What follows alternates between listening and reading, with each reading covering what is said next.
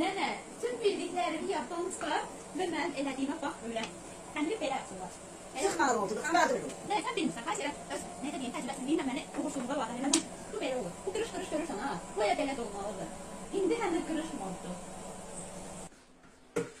Deməli, axırıncı gündə qalıbsa, qabda fərqi yoxdur. Nə qədər göyərti var, hamısını tökürsən. Eşitdin mi? Lap istəyir, deyil, ağzına kimi dolu olsun. Axırda qalırsa, yəni tökürsən. Mən belə öyrədim, mən də səhv belə öyrədim. Sonra bunu belə səliqə ilə ayı belə bir yaz şəklində xəmirin içində yayırsan. Amma qrafları boş buraxırsan ki, çünki yapışdırarsan, onu fırladır. Yaxşı? Bunu düzəldək indi səliqə ilə. Bir baycazdır. Qrafları yapışdırarsan axı. Sonra bunun üstünə duzdan, püskürtdən, sumaqdan, nə varsa vurursan. Bax bu sumaqdır. Sumağı belə, nə çox nazik, yəni ki, lazım olan qədər səpirsən. Bundan sonra duz. Duzu da, nə az, nə çox, lazım olan qədər.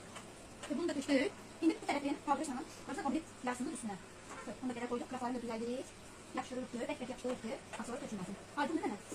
Başa düşmədinsə, sual cavab verin. Amma qaranlıq qalmasın da sənə, sonra eynəndə püskürdə eləmə. Öyrəndin? Bu qrafları yapışdır. Bundan sonra belə, belə bunu da yapışdırırıq. Kapıyı sürdüm belə var burada. Belə, bunu öyrətməmişdir, burada mənim sat. Bunu deməmişdir. Amma sən hoşuma gəldi, yəni ki, yox, sən özündən də nəsə qartırsan. Şöyle bunu koyursan, içinde bir yer değişti, gördün. Yılda bir yeri biraz. Niye böyle oldu ki? Ben derim buraya yapışım. Ne, necədir, beğendin?